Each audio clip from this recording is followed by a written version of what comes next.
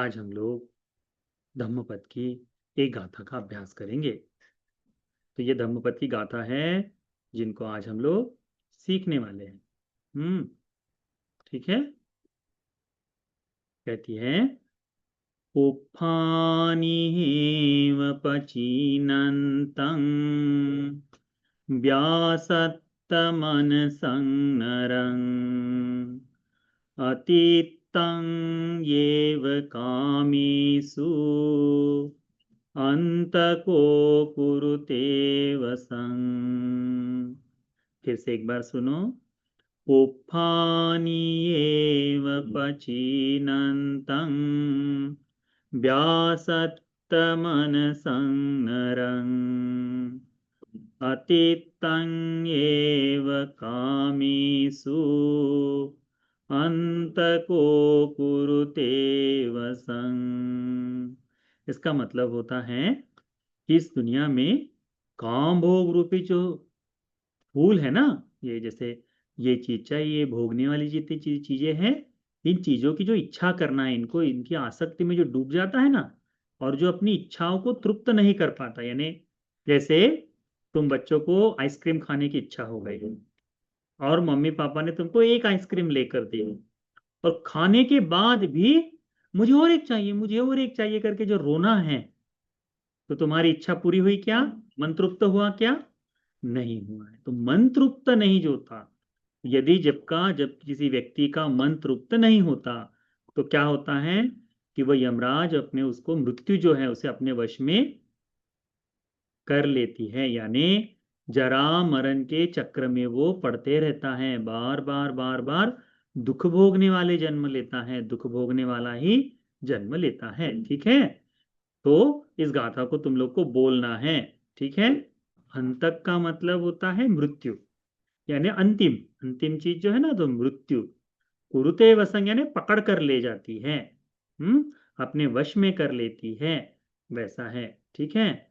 अतीतन्येव कामेशु का मतलब होता है कि विषय की काम भोग जो इच्छा है ना, इच्छा वासनाएं जो है उसके बारे में है। तो इसको ध्यान में रखो। तो ये है धम्मपद की गाथा।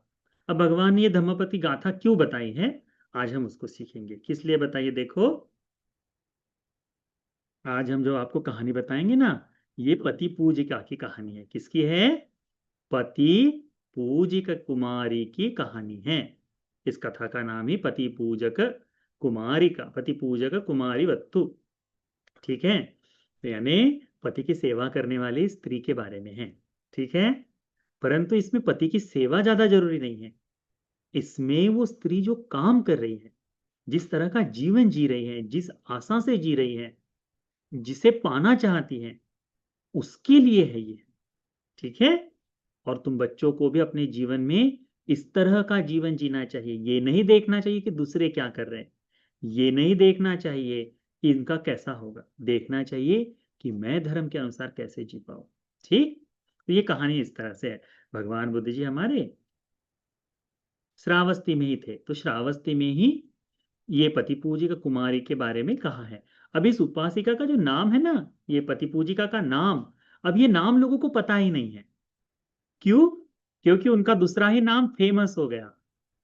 ठीक है। यानी अ, अभी कोई बड़ा आदमी बन जाए, तो यदि उनका घर का नाम उनके बोर्ड वगैरह पर लग जाए, तो उनका ओरिजिनल नाम लोग भूल जाते हैं ना। उनको जिस नाम से जाना जाता है वही कहते हैं उसको। तो वैसे ही इसको भी पति पूजक, पति पूजिका करके कहते थे, इसलिए इसका नाम भी पति पूजक ही पड़ा है। ये घटना जो है त्रायंतीस देवलोक की है, जहाँ 33 प्रकार के जो आरक्षक देवता जो है ना, या फिर ये 33 देवता जो लोग रहते हैं, उसमें शक्र देवेंद्र भी है। तो इन देवताओं के लोक की ये बात है। उसी त्रायंतीस देवलोक में एक मालभारी नाम का एक देवता रहते थे। कौन था नाम? मालभारी नाम के देवता थे। उस देवता, वो जो देवता है ना, बहुत सारी अप्सराओं से घिरे रहते थे। यानी कैसा है देवताओं में, उनके पुण्य के सहभाग में इकट्ठा हुए हुए सेवक लोगों का परिवार पूरा होता है, तो वो उनको उनकी स्त्रियां ही समझी जाती हैं। ठीक है। तो वह हजार अप्सराएं, उनकी हजार अप्सराओं से वो घिरे रहते थे। इन 1000 अप्सराओं का काम ही है कि उसकी सेवा करना, ठीक है, उसका आनंद में, उनके आनंद में अपने आनंद को मनाना, ये उनका काम है। तो क्या करती थी? तो मालभारी नाम का इसलिए कि फूलों के बारे में है, ये फूल वाले देवता थे। तो 500 जो अप्सराएं हैं पेड़ों के ऊपर चढ़कर, दिव्यलोक के जो पारिजात आदि फूल जो है ना, ऐसे भिन्न भिन्न फूलों के पेड़ों पर चढ़ते थे। और क्या करते थे? 500 वहां से अप्सराएं फूलों को तोड़ती थी और नीचे डालती थी। 500 अप्सराएं नीचे फूलों को पकड़ के ये जो मालभारी नाम के देवपुत्र है उसे सजाती थी। अब ये उनका उनका उनका जीवन हो गया, ठीक है। हमारे मनुष्य लोग के जीवन से उनकी कंपैरिजन नहीं कर सकते। परंतु है तो बड़ा सुंदर ना, 1000 लोग सेवा में हैं, है कि नहीं? यहाँ हमारे दास दासियों में कितने लोग हैं? बताओ तुमको कितने दास हैं?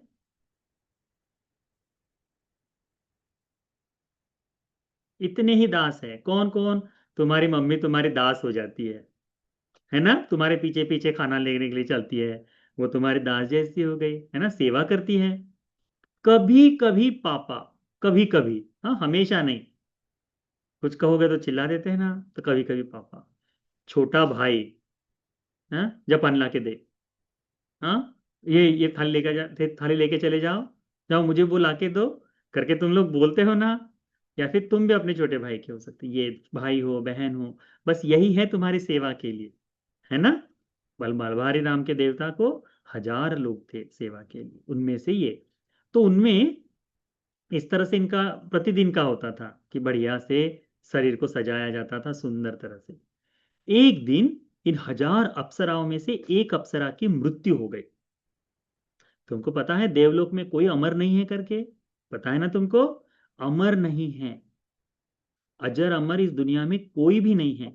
ये जो लोग देवताओं की पूजा करते हैं ना भारत में, ये समझते हैं कि देवता लोग अमर हो गए हैं, इसीलिए पूजा करते हैं कि अच्छा अमरता मिलेगी, ऐसा होगा। सब झूठ है वो, ठीक।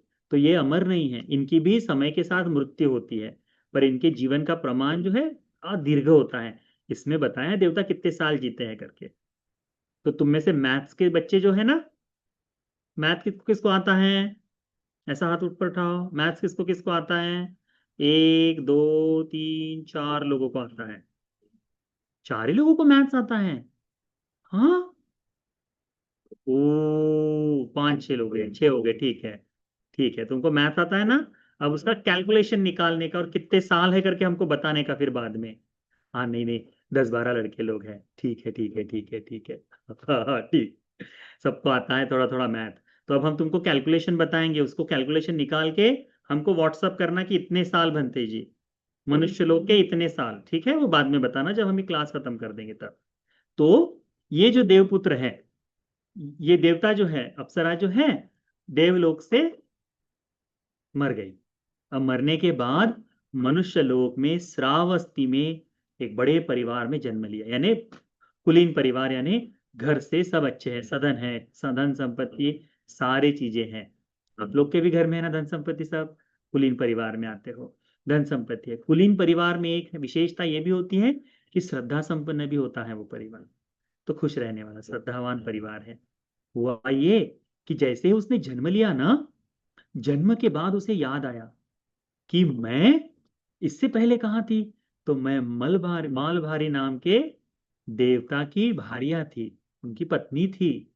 ये बात उसको बचपन में याद आई। कुछ बच्चे बड़े पुण्यवान होते हैं, बहुत पुण्यवान होते हैं, जन्म से ही सीलवान होते हैं। तुमने देखा होगा कुछ बच्चों का है, कोई पाप नहीं करते, कोई पाप की इच्छा भी नहीं करते, जन्म से पुण्यवान होते हैं। क्यों? अतीत के जन्म में सील का पालन किए हैं।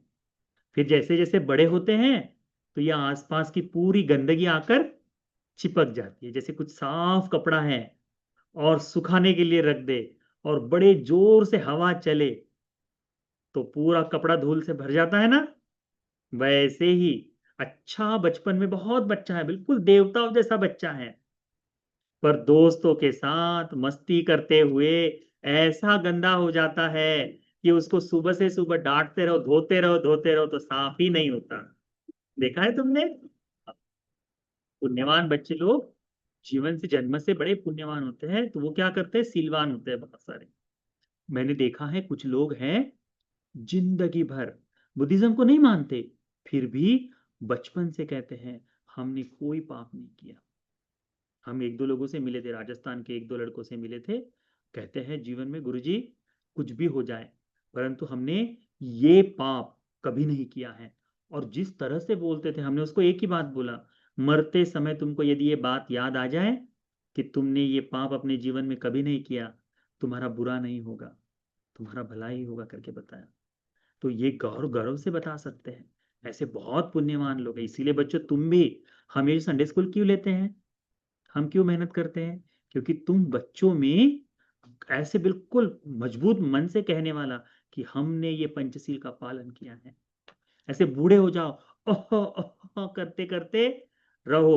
कभी बच्चे हो ना, 60 साल 70 साल बाद बूढ़े हो जाओगे। जब हम दिखाई देंगे 60 70 साल बाद ऐसे ही जवान दिखाई देंगे, नहीं दिखाई देंगे ना, बंते जी तो बूढ़े हो जाएंगे, शायद मर भी जाए।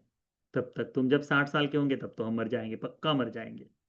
तब भी तुम बच्चे लोगों को ये बोलते आना चाहिए, तुम तब बड़े हो जाओगे तो तुम बूढ़े लोगों को ये बोलते आना चाहिए कि गुरुजी हमने जीवन भर मनुष्य लोक में रहे पर हमने ये पाप कभी नहीं किए। ऐसे जीवन में पंचशील में से एक सील, दो सील, तीन सील ऐसे मजबूती से पकड़ के रखना कि चाहे कोई ऐसे गला यहां पर चाकू भी लेकर आ जाए या फिर ऐसी गन दिखा दे और बोल दे कि तुम इस सील को तोड़ दो, तब भी नहीं टूटना चाहिए। ऐसे सीलों को मजबूत कर दो तो हमारा जीवन धन्य है, तुम्हारा जीवन धन्य हो जाए। समझ रहे हो? तो ये संडे स्कूल सक्सेसफुल है कहेंगे, है ना? जीवन में, अभी नहीं, आज नहीं, कल नहीं, जब तुम बूढ़े हो जाओगे तब तक तुम्हारे जीवन में धर्म होना चाहिए। उस धर्म को बनाने के लिए ही हम लोग यहाँ आए हैं। तो ये पति पूजिका जो है ये जन्म से जन्म लेती है और जन्मते ही पता चलता है कि मैं देवलोक से आई हूँ। कहाँ से? देवलोक से आई हूँ और मलबारी की पत्नी हूँ। तो पता चलता है कि मैं तो देवलोक में थी, मैंने पुण्य करना चाहिए। और घर भी कुलीन परिवार में, भगवान बुद्ध जी की श्रद्धा के परिवार में जन्म लिया। तो बचपन से ही धीरे धीरे भगवान की सेवा, भिक्षुओं की सेवा, सबकी सेवा करती रही पूरा जिंदगी। कैसे? तो फूलों से सेवा करती रही। फिर उसके बाद में जब 16 वर्ष की हुई तो उसके उसकी शादी हो गई। तब 16 साल में हो जाती थी। अब कैसे 18 19 21 साल में होती है ना शादी, अब 21 साल में होती है। तब 16 साल में शादी हो जाती थी। तो जब पति के घर गई, इसके मन में क्या है बचपन से कि मैं जब मर जाऊं तो कहाँ जन्म हो, मेरे पति के पास हो। कहाँ पे? त्रायंतीस देवलोक में मैं जन्म लूं करके उसको ऐसे ही लगता था, मन में बचपन से ही था उसके मन में। तो शादी हो गई, अब नया पति है इस जीवन का, तो उसके घर में गई। जाकर भी वहां भी सारी सेवाएं जो है बराबर करती थी। बिल्कुल आश्रम जो है नजदीक में, भोजन जो है भिक्षु लोगों का जो विहार था उस विहार में जाकर विहार की साफ सफाई, वहां पानी भर के रखना, झाड़ू लगा देना, आने जाने के रास्ते पर झाड़ू लगाने का, ये डेली सेवा करती थी। अपने घर की भी देखभाल करती थी, अपने सास ससुर अपने पति की सेवा भी। परंतु जो भी समय मिलता था, चलो मैं बुद्ध विहार जाऊंगी, आज वहां पर धूल ज्यादा दिख रही थी, पर्दे धुले नहीं थे, आज मैं पर्दे धो दूं। वहां पर है ना, बाहर बुद्ध विहार के नजदीक ही बड़ा गंदा कूड़ा करके रख दिए है लोगों ने, चलो आज मैं वो साफ कर दूं करके डेली, पत्ते पड़े हुए हैं, फूल का आसन है, डेली जाकर सफाई करती थी। दूसरे लोग नहीं थे, अकेली करती थी, पूरा सेवा करती थी। और निरंतर भोजन दान भी देती थी। कौन कौन से भोजन दान होते हैं? तो उसमें समय समय पर भोजन दान देती थी। जैसे शलाका भोजन है, शलाका यानी जो चुनाव से आने वाला भोजन है वैसा भोजन। पाक्षिक भोजन, हर 15 दिनों में आने वाला पाक्षिक भोजन दिया करती थी। उसके बाद में वर्षावासिक भोजन दिया करती थी। वर्षावासिक भोजन यानी वर्षा ऋतु के समय में आवश्यक वस्तुओं के लिए आवश्यकता के अनुसार जो भोजन का दान दिया जाता वो भी दान देती थी। और निरंतर क्या कहती थी? ये जो दान का पुण्य कर रही हो, सील का पुण्य कर रहे हो, ये किसके लिए आना चाहिए? जब मैं मर जाऊं तो कहाँ जन्म हो? मेरे पति के पास जन्म हो। किसके पास? मालभारी देवपुत्र के पास। अब सब लोग देखते थे, भिक्षु लोग देखते थे कि ये जो है अपने पति की सेवा करती है और हमेशा कहती है कि मैं अपने पति के पास जाऊं, पति के पास जाऊं, पति के पास जाऊं। तो सबको लगता था कि अपने पति के लिए ये व्रत कर रही है ना? वो कभी कभी आजकल जो आते हैं वो डुप्लीकेट वाला व्रत, वो कोजागिरी में कौन सा वाला करते हैं, छन्नी में देखते हैं अपने पति को, लंबा जीवन के लिए करते हैं उसका, जिद्दा रहे मर जाए करके। क्या नाम है, करवा का चौथ होता है, वो करवा चौथ करते, सुना है तुमने? वो वो कोई सेवा नहीं है, वो कोई नहीं, ये है सही तरीके से पूजा करना, ये है निरंतर दान आदि कर कर कि मेरा जन्म पति के पास है, मैं पति की सेवा करूं।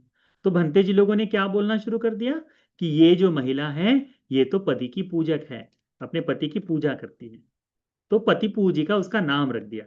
अब कोई भी कहीं पे भी गया, आज घर में भोजन है, किसके घर में है, पति पूजिका के घर में भोजन है। अच्छा आज पति पूजिका आई क्या? इसी तरह से भंते जी लोग बात करते थे, कहते हैं ना, कई कई कई उपासिकाओं को भंते जी लोग कहते हैं माँ है हमारे, आज माँ आई क्या करके पूछते हैं। कई बार होता है जो सेवा करती है ना कुछ महिलाएं, माँ की तरह, पिता यानी पुत्र की तरह, पुत्र व स्नेह होता है उनके मन में भिक्षुओं के लिए, तो वैसी तो माँ करके ही पुकारते हैं। तो ऐसे ही इसको भी पति पूजिका। अच्छा पति पूजिका आई क्या, और डेली साफ सफाई सब करती थी निरंतरता से, दान आदि।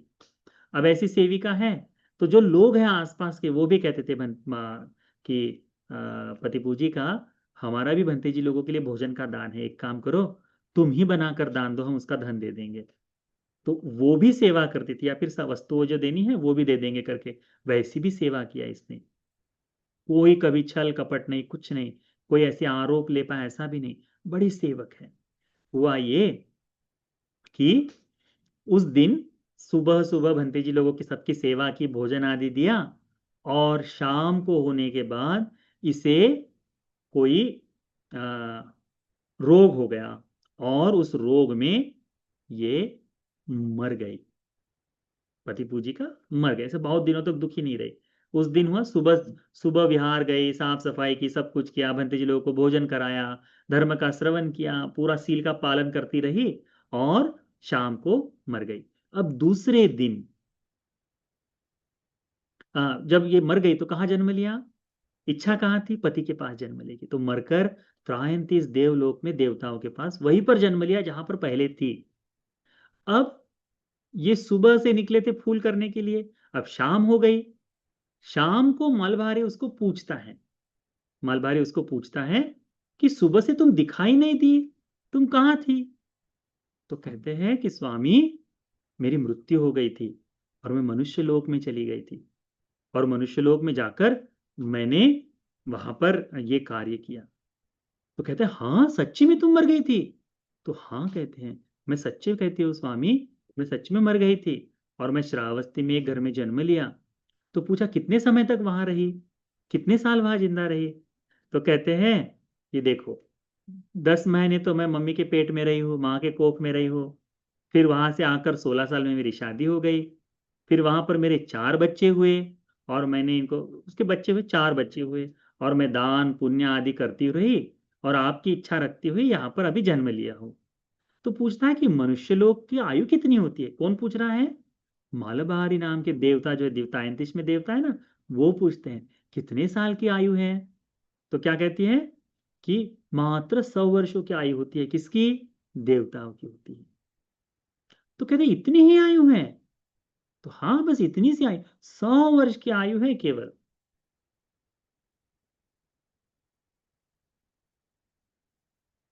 तो अच्छा, तो तुमको तो क्या, ये 100 वर्ष में जन्म लेकर मनुष्य वहां बहुत सारा अप्रमादी होकर सत्कर्म करते हैं, पुण्य कमाते हैं, बहुत कुशल करते हैं?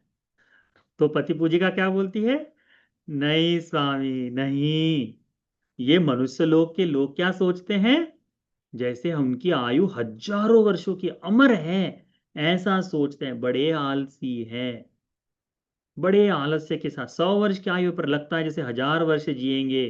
तो कोई पुण्य नहीं, कोई सत्कर्म नहीं, कुछ लोग करते हैं। तो कहते हैं अरे ये लोग अप्रमादी नहीं है, प्रमादी है, आलसी है, यदि इस तरह से आलस करेंगे तो ये संसार के दुख से मुक्त कब होंगे? कौन कह रहा है? मालभारी नाम का देवपुत्र कहता है। तो अभी तुम बच्चों को, जो मैथ्स वाले हैं उन बच्चों के लिए है ये। तो वह कहते हैं ठीक है। तो पहले तो मलभारी को लगा कि बड़ी दुख हुई कि अरे मनुष्य लोग में लोग सत्कर्म बहुत कम करते हैं, बहुत पुण्य कम करते हैं। देखो किसको बोल रहे हैं ये देवता, हम लोगों को, मनुष्य लोग के लोगों को क्या बोल रहे हैं कि यहाँ के लोग आलसी है कहते हैं। यहाँ लोग ऐसा लगता है जैसे 1000 वर्ष जिंदा रहेंगे। तुमको भी लगता है ना, कल करेंगे, परसों करेंगे, कल किसने देखा है, छोड़ दो ना, किसका भला हुआ, ऐसे बोलते हैं ना लोग। हाँ नहीं, आलस नहीं करना चाहिए, कुशल करना चाहिए, पुण्य करना चाहिए, सत्कर्म करना चाहिए, पाप में नहीं पड़ना चाहिए। तो ये कहते हैं कि मनुष्य लोक की, जिसमें बताया है कि मनुष्यों की आयु कितने वर्ष की है, 100 वर्ष की है। Normally average average year human life span is 100 years, okay. तो 100 वर्षों की है। त्रायंतीस देवलोक में मनुष्य के 100 वर्ष वहां का एक दिन और एक रात है। कितने दिन और कितनी रात? एक दिन एक रात। कहाँ का? त्रायंतीस देवलोक का। तो मनुष्य के कितने वर्ष हो गए? 100 वर्ष। वहां का एक दिन एक रात। तो पति पूजिका कितने साल जिंदा रही?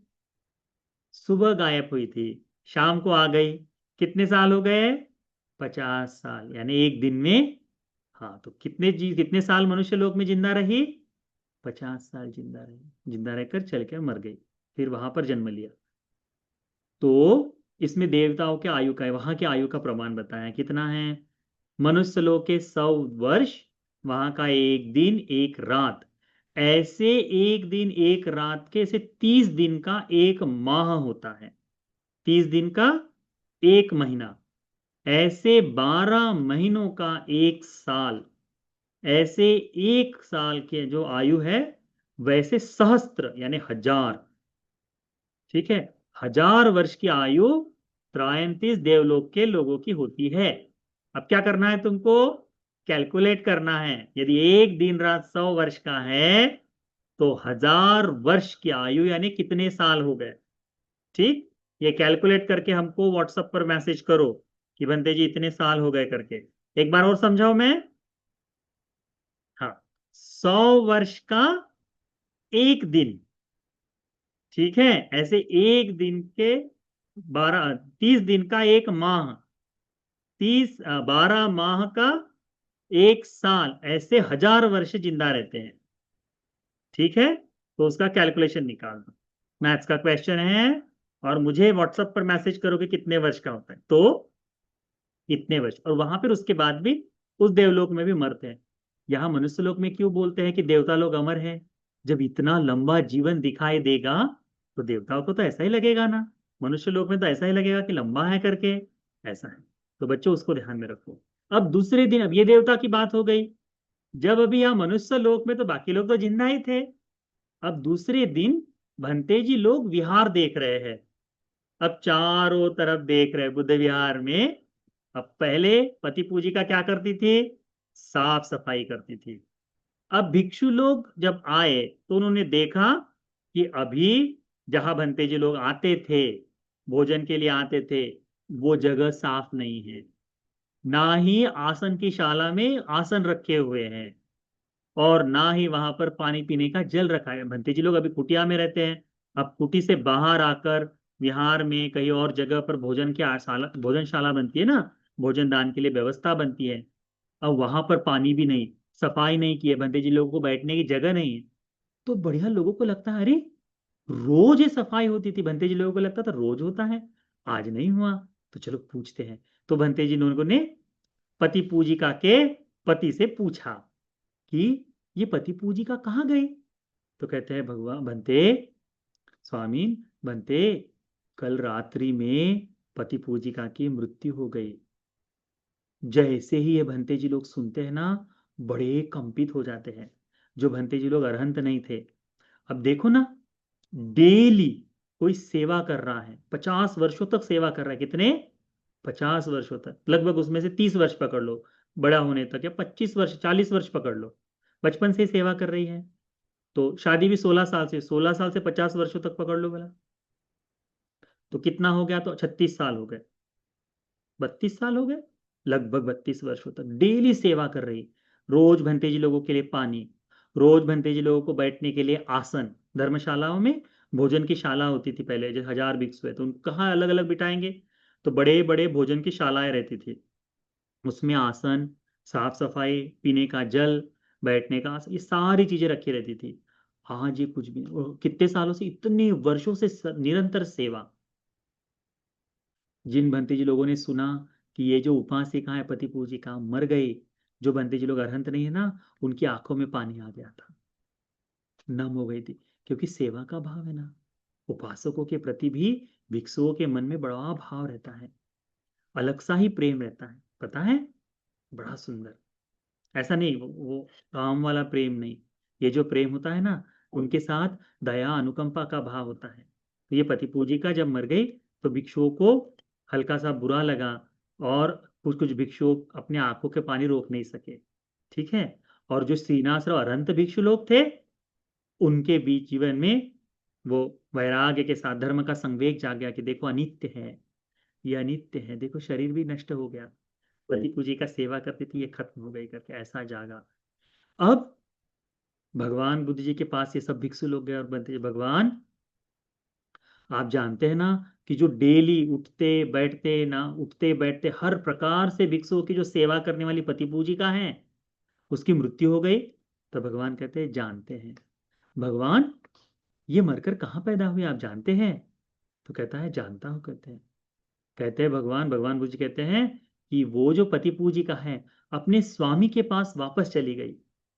तो बंदे जी लोग बोलते हैं भगवान उसका पति तो जिंदा है, उसका पति जो है अभी तो जिंदा है, वो तो यही है। तो कहते हैं नहीं भिक्षुओं, ये तो इस जन्म का पति है।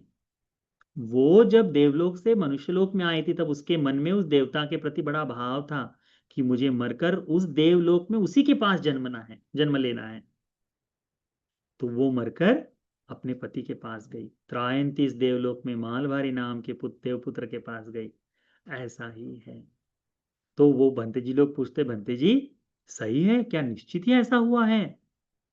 तो भगवान कहते हैं कि हाँ भिक्षु, सत्य में ऐसा ही हुआ है। और मलबारी देवपुत्र जो बताता है कि मनुष्य का जीवन बड़ा अल्प है और बड़ा ही दुखदाई जीवन है करके जो बात है, तो भगवान बुद्ध जी इस बात को दोहराते कहते कि हाँ भिक्षु, मनुष्य का जीवन बड़ा छोटा सा है। देखो ना, अभी वर्तमान में देखो 100 वर्ष कोई जिंदा रहता है क्या? एक दो पुराना आदमी है तो अभी लोग हार्ट अटैक है 50 साल में दुख दुख दुख दुख खत्म। हाँ, कुछ लोग बहुत तेजी से हू हू करके गाड़ी चलाएंगे और जाकर गाड़ी में ठोक देंगे, खत्म। पता चलता है? हम्म, कहाँ 100 वर्ष, कहाँ 100 वर्ष। अभी तो आदमी जल्दी ही मर जाता है, कुछ नहीं पता चलता। अभी तो आदमी को कुछ भी पता नहीं चलता, थोड़ा सा जीवन है, पर जीता कैसा है? मैं तो अमर हूँ, अजर हूँ, मेरी तो कभी मृत्यु नहीं होगी, ऐसा ही लगता है ना तुम लोगों को? हाँ बच्चों, इसीलिए देखो भगवान की वाणी है। भगवान कहते हैं कि हमारा मनुष्य का जीवन बड़ा थोड़ा सा है, इसीलिए हमने इस सांसारिक विषयों की आसक्ति में ज्यादा नहीं पड़ना चाहिए। सुखी रहना चाहिए, सुखी रहना चाहिए, परंतु निरंतरता से हमें क्या करना चाहिए? मुक्ति के लिए भी कोशिश करनी चाहिए। तब जाकर भगवान बुद्ध जी ने ये गाथा कहे, क्या कहे? पुप्फानिये पचीनन्तं व्यासत्त मनसं नरं अतीतंयेव कामीषु अंतको कुरुतेव सं। जो व्यक्ति काम भोगों के इस संसार के सांसारिक वस्तुओं की इच्छाओं में लगा रहता है, उससे तृप्त नहीं होता, तो उसको ये जो मार है या फिर ये जो मृत्यु है, इसको पकड़ लेती है करके कहा है। ठीक है। तो हमको क्या करना चाहिए? हमको भी सुंदर तरह से पुण्य के फूलों का चुनाव करना चाहिए, पुण्य को करना चाहिए। ठीक है। इस बात को ध्यान में रखो। कथा समझ में आई तुम लोग को? आज की कहानी किसके बारे में है? पति पूजिका के बारे में है। इस पति पूजिका के कहानी को अच्छी तरह से याद रखो। पुण्य करने वाली कहानी है। तुम यदि अच्छा काम करोगे, अच्छा जीवन जियोगे, तो तुमको उसका अच्छा फल मिलेगा। दूसरा कोई सहायता नहीं करने वाला तुम्हारी। तुम्हारे मम्मी पापा तुम्हारे साथ 4 दिन हैं, उसके बाद वो चले जाएंगे। तुम्हारे जिंदगी में सब कुछ किसको देखना है? तुम बच्चों को देखना है। तो तुम्हारे जो कर्तव्य है उनको अच्छी तरह से ध्यान में रखो। आज तुम्हारा कर्तव्य है माता पिता की सेवा करना, उनकी कही बातों को सुनना, ठीक है, आज्ञाकारी होना। दूसरा कर्तव्य है अच्छी तरह से शिक्षा को ग्रहण करना, अच्छी तरह से। जो जो स्कूल में पढ़ाई कर रहे हैं, कोई ए फॉर एप्पल सीख रहा है, कोई बी फॉर बॉल सीख रहा है तो वो, कोई दो एक दो, दो दूनी चार, दो तिया छह सीख रहा है तो वो, है ना, कोई लेफ्ट राइट वाला जो सीख रहा है तो वो, जैसी जैसी शिक्षा तुम ग्रहण कर रहे हो, किसी को डॉक्टर बनना होगा, किसी को इंजीनियर बनना होगा, किसी को फ्लाइट एरोप्लेन चलाना होगा, किसी किसी को उबर ड्राइवर भी बनना हो सकता है ना। तो उसके लिए जो जो पढ़ाई चाहिए वो तुमको अच्छी तरह से करनी चाहिए, उसमें आलस नहीं करना बच्चों। अपनी पढ़ाई कर लिए, बढ़िया। और एक बात और बताते हैं, बच्चों ध्यान रखो, अपने जीवन में छोटी छोटी पुस्तकों को पढ़ना शुरू करो, स्कूल के अलावा। स्कूल के अलावा जैसे तुम लोग कार्टून देखते हो ना, कार्टून देखना अच्छा है, ठीक है, पर उसकी लत लगना अच्छा नहीं, परंतु किताबों को पढ़ना अच्छा है। तो मम्मी पापा से हम कहेंगे आपके, कहाँ गए मम्मी पापा, जिंदा है आप लोग के यहाँ पे, है ना, सुन रहे हैं ना सब लोग, हाँ। तो छोटी छोटी किताबें ला कर दो, बुद्ध के जीवन की हो, अरहंत भिक्षुओं के जीवन की हो, या फिर ट्रू स्टोरी हो, फिक्शनल नॉवल हो, तो छोटी छोटी किताबें आती, 20 पन्ने 40 पन्नों की छोटी छोटी स्टोरीज आती है। ये स्टोरीज खरीद कर लेकर आओ, सेकंड हैंड खरीद के लेके आओ, पुराने मार्केट में मिलती है, आओ, अपने बच्चों को दो। जो बच्चे, जिनके बच्चे 4 साल से छोटे हैं, माता पिता के बच्चे 4 साल से छोटे हैं, उन माता पिता ने क्या करना है, अपने बच्चों को बेड टाइम स्टोरीज पढ़ानी है। वो सो रहे हैं तो उनके पास बैठकर तुमको भी पढ़ना चाहिए, क्योंकि तुम बच्चों को नहीं पढ़ने के दोगे किताब, तो बच्चों में पढ़ने की इच्छा नहीं जागेगी। और हमने देखा है जो बच्चे किताब पढ़ते हैं ना, उनको बड़ा अच्छा लाभ होता है।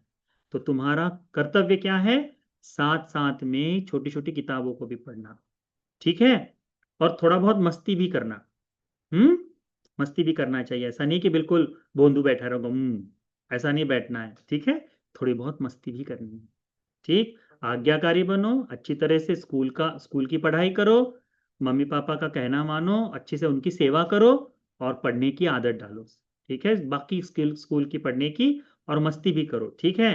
अच्छा खाना खाओ, हेल्दी खाना खाओ, ठीक, इतना काम करो, और अपनी पूजा, थोड़ा देर का ध्यान, ये तो कर ही रहे हैं ना, इसके लिए बोलने की जरूरत नहीं ना। हाँ, ये भी करना है। जैसे तुम मुंह से खाना खाते हो, वो तुम्हारे ऐसे बॉडी बनाएगा तुम्हारी, है ना, कैसी बॉडी, ऐसी बॉडी ना, हाँ, ऐसी बॉडी बनाएगा। वैसे ही तुम्हारा ऐसा बैठकर ध्यान करोगे तो तुम्हारा इसकी बॉडी बनेगी, किसकी, भेजा, हाँ, दिमाग की बॉडी बनाना है, ठीक है। उससे कैसे बनेगी वो, ध्यान करने से बनेगी। तो ये तुम्हारे काम है, इसको करो, ठीक है। इसमें आलस नहीं करना, इतना करने के बाद बढ़िया से सो जाओ, फिर आलस कर सकते हो, पर ये काम करने में आलस नहीं करना, ठीक है। ये पति पूजी का देखो ना, जिंदगी भर संघ की सेवा करती रही, पुण्य कमाया, बहुत पुण्य कमाया, और जहां से आई थी वही चली गई, देवलोक से आई और देवलोक चली गई। हम लोग, हमको पता नहीं ना, यदि हम आलस करेंगे, पुण्य नहीं करेंगे, तो शायद हो सकता है तुम बच्चे लोग देवलोक से आए हो, यदि आलस करोगे तो मर के कहाँ जाएंगे, देवलोक वापस जाएंगे, नहीं। इसीलिए बच्चों कोशिश करो, जितना पुण्य कर सकते हो, बचपन से अच्छी चीजों की आदत लग गई तुम्हें, तो पूरे जिंदगी भर अच्छा काम करोगे। दुनिया में बुरे लोग हैं, उनका हमको क्या काम है, अच्छे लोगों के कारण तो दुनिया अच्छी चल रही है ना। इसलिए तुमको अच्छा बनना है, ठीक, इतना आज के लिए बहुत है, ठीक। साधु साधु साधु।